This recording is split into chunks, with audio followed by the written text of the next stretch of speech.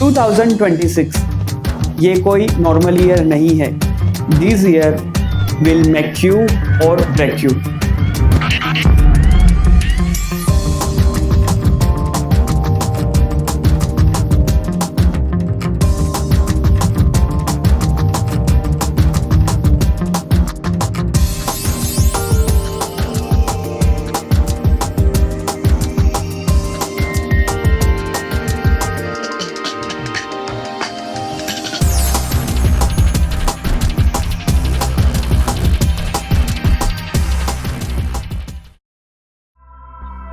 Hello friends, myself astro vastu consultant Deep Joshi.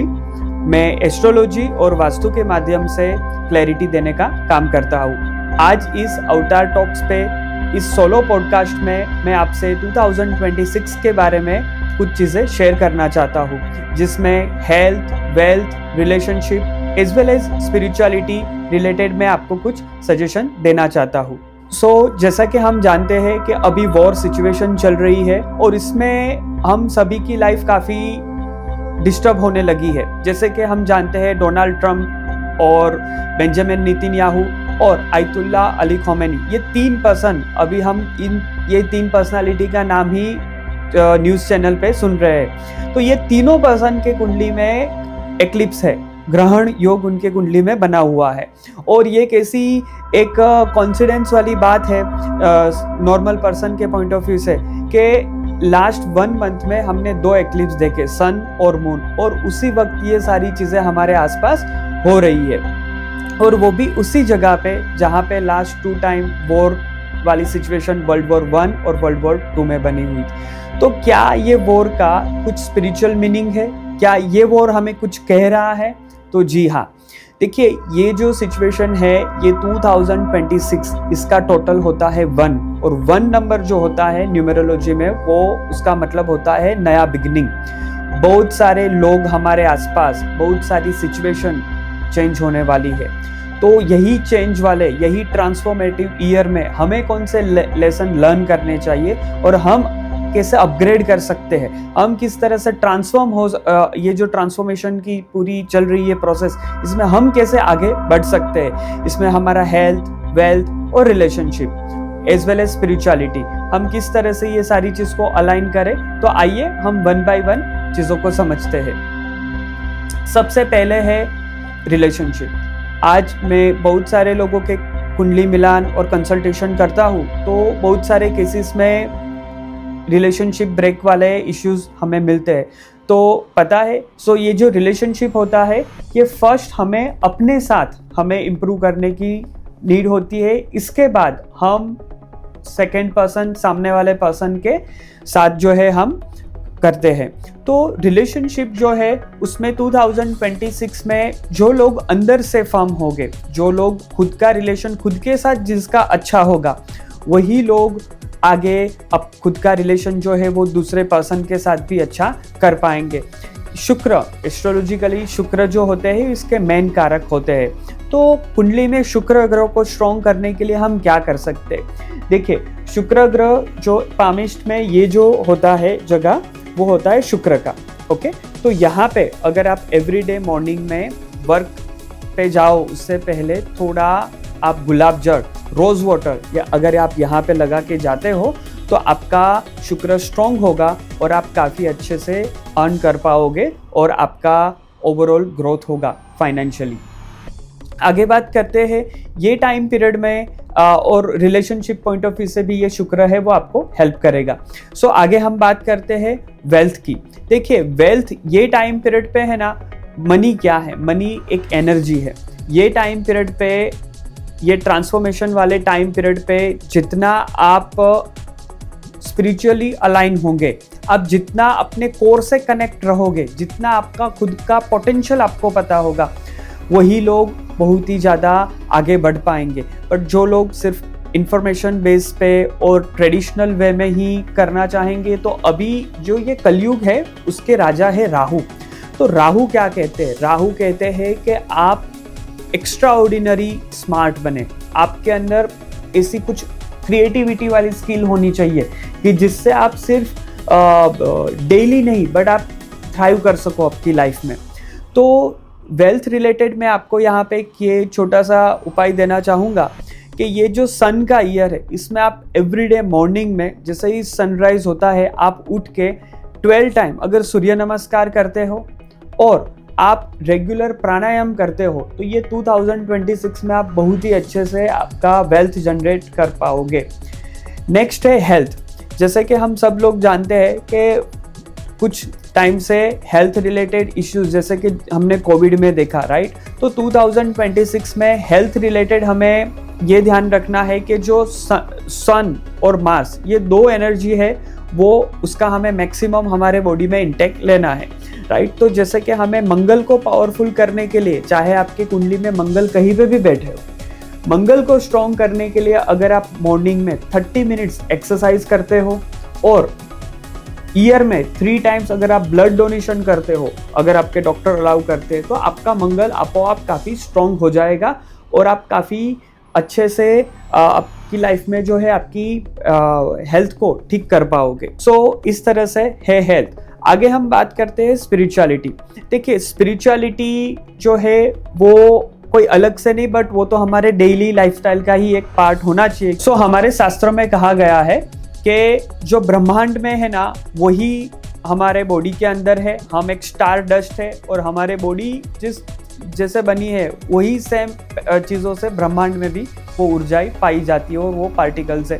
तो हम ये ब्रह्मांड का ही पार्ट है और हम जितने अच्छे से ब्रह्मांड से कनेक्ट रहेंगे, चाहे मंत्र से, यंत्र से, तंत्र से या तो कोई भक्ति के माध्यम के द्वारा, उतने ही हम हमारी लाइफ में अच्छे से ग्रोथ कर पाएंगे।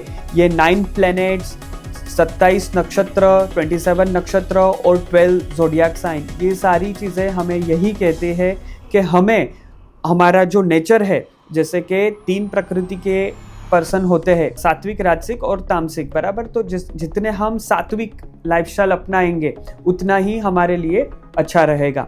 और वास्तु के माध्यम से हम बात करें तो हमारी जो ईशान कोना है, तो ईशान कोने में बैठ के हम एवरीडे मेडिटेशन करते हैं नॉर्थ ईस्ट में, तो उससे हमारा मन के अंदर सात्विक चीज़ें बढ़ती है और हम काफ़ी भगवान से, यूनिवर्स से कनेक्ट करके हमारी लाइफ में काफ़ी अच्छे से ग्रोथ कर पाते हैं। सो 2026 में आप जितना ये सारी चीज़ों को फॉलो करके आगे बढ़ोगे, इसे आपकी लाइफ में आप काफ़ी अच्छे से ग्रोथ कर पाओगे। सो जैसे कि मैंने आपको बताया 2026 एक सन का साल है। सन हमें लॉट्स ऑफ एनर्जी देते हैं, राइट। तो हमें हमारी लाइफ में ये जो एनर्जी हमें सन के द्वारा मिल रही है उसका हम मैक्सिमम किस तरह से यूटिलाइज करें और हम उसका किस तरह से बेनिफिट लें। तो हमारे लाइफ में कुछ ऐसे वर्च्यूज़ होने चाहिए। फॉर एन एग्जाम्पल, जो यही पूरे जो सन की एनर्जी है 2026 में, फॉर एन एग्जाम्पल मैं आपको कुछ कहूँ तो आपको ये साल बहुत सारे लोगों की हेल्प करनी चाहिए। सूर्य है ना, वो नॉन फॉर डोनेशन है, तो आपको डोनेशन देना चाहिए ये साल। आपको एवरीडे मॉर्निंग में उठ के मॉर्निंग वॉक करना चाहिए और जो मॉर्निंग में जो ओजोन वायु होता है वो हमें लेना चाहिए। नंबर 3, हमें हमारी लाइफ में डिसिप्लिन रहना चाहिए। जो सूर्य जो नॉन फॉर है कि भाई वो एवरीडे एक ही टाइम पे सूर्य उदय होता है और उसका जो फिक्स है वो टाइम पे वो सूर्यास्त हो ही जाता है, चाहे हम रेडी हो या ना हो। तो हमारी लाइफ में हमें डिसिप्लिन लाना चाहिए। नेक्स्ट थिंग कि वो सबके लिए समान है। अब देखिए, वो कोई रिच हो या पुअर हो, सूर्य की एनर्जी वो सबके लिए समान है। सो इस पे से हमें ये लर्न करना चाहिए, मनसा वाचा कर्मना। जो हम कर्म करते हैं तो हम वो मन से, अगर हम किसी के बारे में अच्छा बोलते हैं, बुरा सोचते हैं या अच्छा सोचते हैं, उसका भी हमें कर्म, चाहे वो हम मन के द्वारा करें, हम वाणी के द्वारा करें या हम फिजिकल एक्शन में करें, ये तीनों ही टाइप के जो कर्म है हमें अच्छे तो अच्छे, बुरे तो बुरे हमें भुगतने पड़ते हैं।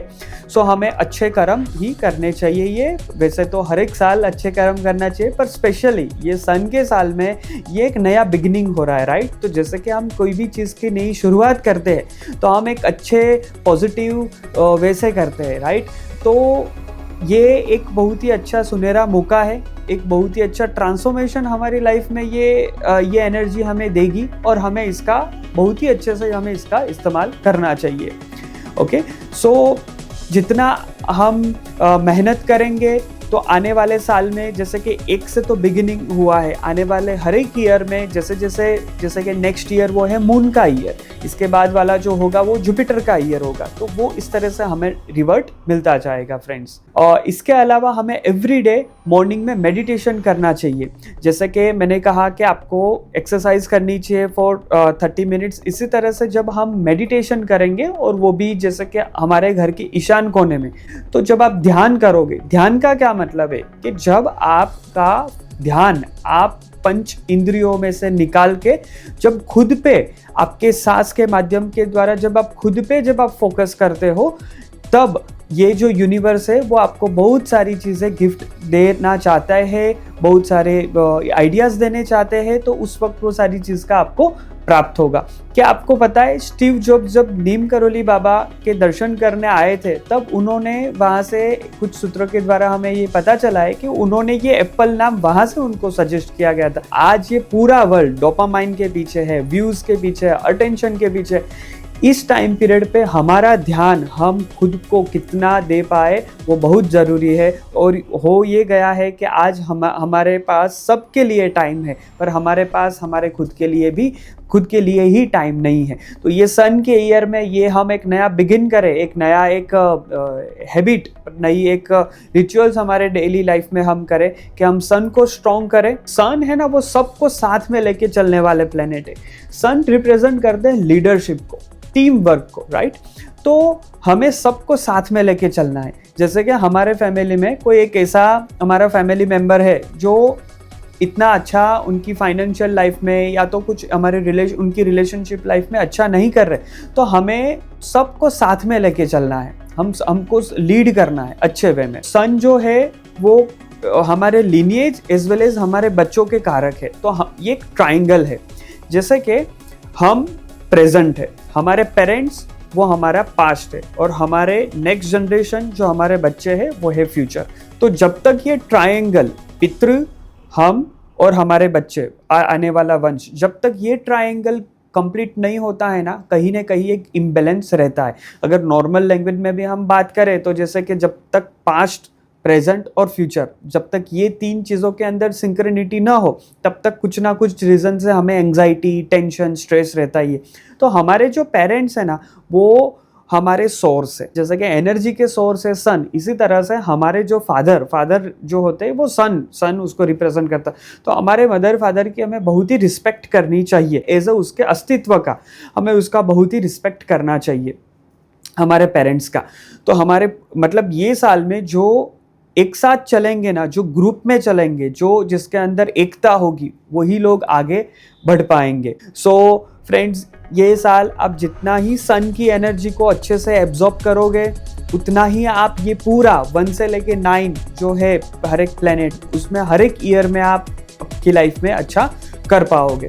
सो आने वाले साल के लिए wish you all the very best. I hope आप ये सन की एनर्जी को बहुत ही अच्छे से इस्तेमाल करें, और जिस तरह से सन एवरीडे राइज करता है, और हमारे गुजराती में तो एक कहावत भी है कि जाग्या तरती सवार। सो 2026 में आप जितना ये सारी चीज़ों को फॉलो करके आगे बढ़ोगे, इसे आपकी लाइफ में आप काफ़ी अच्छे से ग्रोथ कर पाओगे। थैंक यू, नमस्ते।